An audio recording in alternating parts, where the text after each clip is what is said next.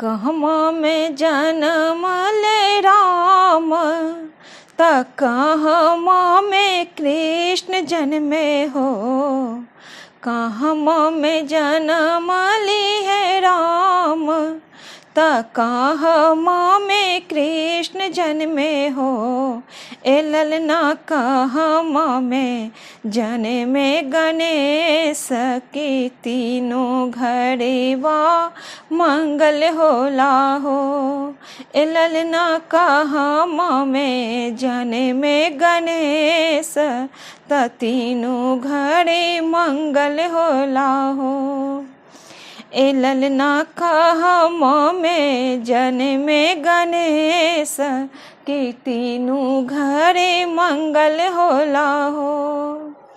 अयोध्या में जन्म ले राम, त गोकुल में कृष्ण जन्मे हो। अयोध्या में जन्म ले राम, त गोकुल में कृष्ण जन्मे हो। त गोकुल में कृष्ण जन्मे हो। ए ललना पर्वत में जन्मे गणेश की, तीनों घरे मंगल होला हो। ए ललना पर्वत में जन्मे गणेश, तीनों घरे मंगल होला हो।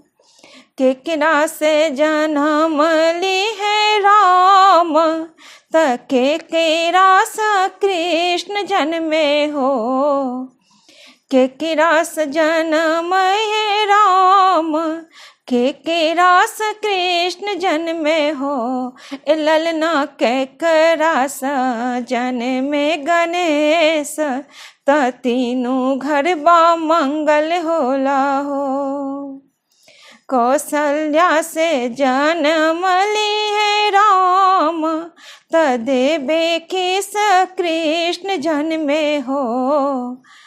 कौशल्या से जन्म ली है राम, त देवकी से कृष्ण जन्मे हो। ए ललना गौरी से जन्मे गणेश, त तीनों घरबा मंगल होला हो।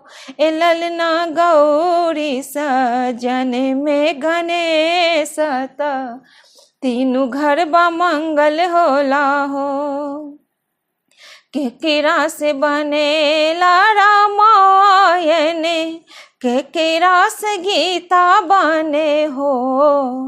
केकरा से बनेला रामायण, केकरा से गीता बने हो। केकरा से गीता बने हो। ए ललना केकरा से विघ्न हरने भोला, तीनों घरबा मंगल होला हो। ए ललना केकरा से विघ्न हरने होला, तीनों घरबा मंगल होला हो। राम से बनेला रामायण, कृष्ण से गीता बन हो। राम से बनेला रामायण, कृष्ण से गीता बने हो। ए ललना गणेश से विघ्न हरण होला, तीनों घरबा मंगल होला हो।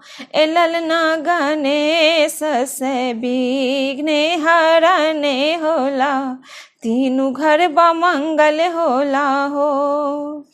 ए ललना पर्वत में जन्मे गणेश, त तीनों घरबा मंगल होला हो।